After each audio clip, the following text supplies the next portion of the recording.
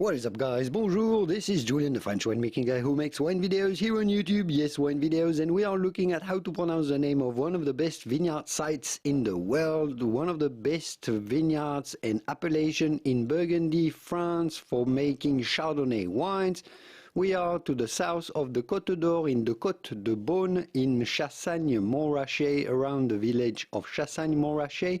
We are looking at how to pronounce Criots-Batard-Montrachet Grand Cru, with the typical French pronunciation Criots-Batard-Montrachet. Do not pronounce the D to Batard, do not pronounce the T and the S to Criot, do not pronounce the T to Montrachet, simply Criots-Batard-Montrachet.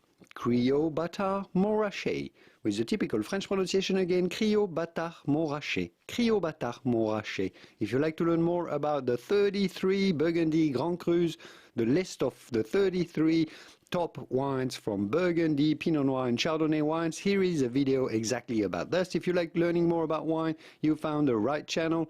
I'll leave you browse around and I will see you soon in the wonderful world of wine. Au revoir. Bye-bye.